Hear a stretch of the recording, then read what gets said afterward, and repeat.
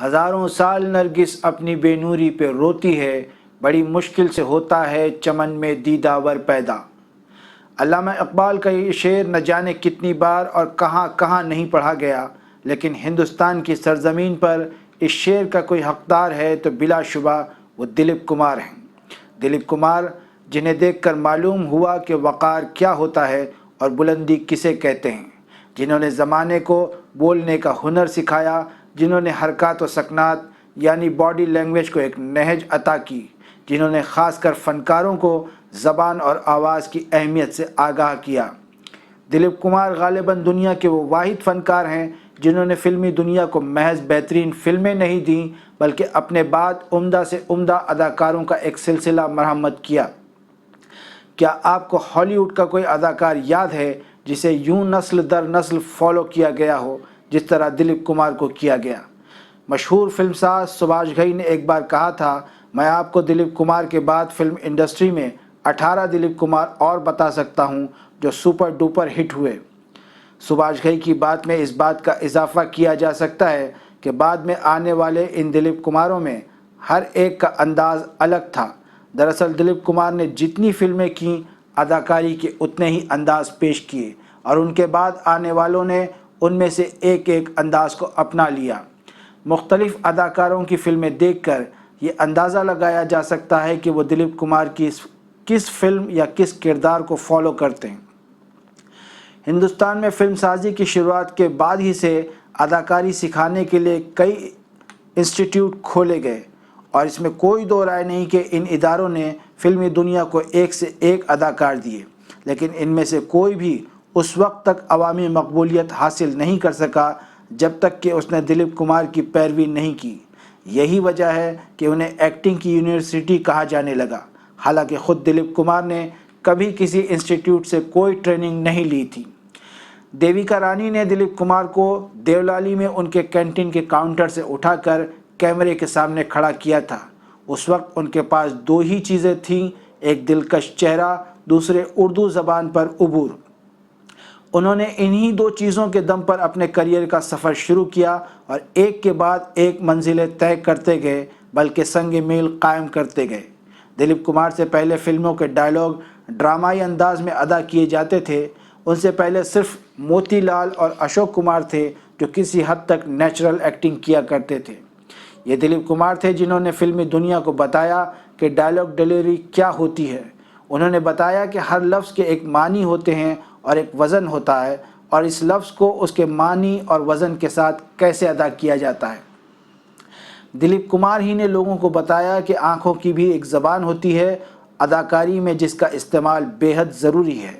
ये बात इंतहाई हैरान कुन है कि एक गैर फिल्मी पठान घराने से ताल्लुक़ रखने वाले यूसुफ खान को उस ज़माने में इतनी सारी बारीकियां कहां से और कैसे मालूम हुई, जबकि उन्होंने फिल्मों में आने से पहले अपने दोस्त राज कपूर की तरह ड्रामों में भी हिस्सा नहीं लिया था। ना ही उन्होंने अपने हम असरों की तरह किसी बड़े अदाकार की नकल उतारने की कोशिश की। हरचंद के मोतीलाल और अशोक कुमार को अपना उस्ताद कहा करते थे और पृथ्वीराज कपूर को बेहद पसंद करते थे, लेकिन उन्होंने अपनी पहली ही फिल्म से अपना एक मुनफरिद अंदाज़ कायम किया। दुनिया आज तक इस बात पर भी हैरान है कि दिलीप कुमार में पहले दिन से इतनी खुद एतमादी कहाँ से आई कि उन्होंने उस वक्त तक कोई फ़िल्म साइन नहीं की जब तक कि वो फिल्म की कहानी और इसमें अपने किरदार से पूरी तरह मुतमईन नहीं हो गए, फिर भले ही उन्हें खाली क्यों न बैठना पड़ा हो। हालांकि उनके सामने भगवान दादा और भारत भूषण जैसों की मिसाल थी कि जो 2-4 फिल्मों के बाद किनारे कर दिए गए और छोटे छोटे रोल करने लगे। उसके बाद भी फिल्मी दुनिया का तरीक़ा यही था कि ज़रा सी नाकामी के बाद अच्छे अच्छों को भुला दिया जाता था, लेकिन दिलीप कुमार को इस खौफ ने छुआ तक नहीं। ऐसा लगता था कि दिलीप कुमार को फिल्म इंडस्ट्री की नहीं बल्कि इंडस्ट्री को दिलीप कुमार की ज़रूरत थी। बासलाहियत अदाकार आशुतोष राणा ने एक इंटरव्यू के दौरान बताया था कि दिलीप कुमार ने उनसे कहा था कि एक अदाकार की मिसाल उस खिलौने बेचने वाले की तरह है जिसकी टोकरी में कुछ खूबसूरत खिलौने हैं।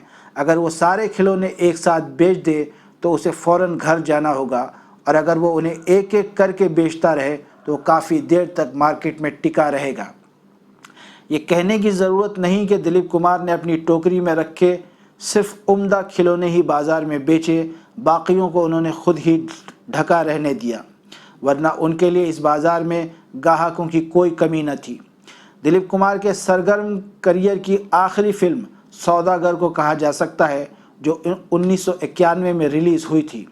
اس وقت تک وہ فلمی دنیا میں 47 سال گزار چکے تھے۔ ان 47 سال میں انہوں نے بطور ہیرو صرف 57 فلمیں کی تھیں۔ بات صرف اپنے پسند کی کہانی اور کردار کی نہیں ہے۔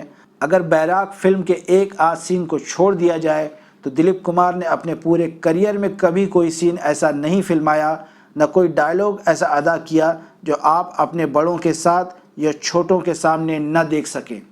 اتنی کڑی شرطوں کے ساتھ فلمی دنیا میں قائم رہنا بلکہ حکومت کرنا اپنے آپ میں ایک کرشمہ ہے۔ شاید یہی وجہ ہے کہ لوگوں کو ان میں ہندوستانی کلچر کا ہیرو دکھائی دیتا تھا۔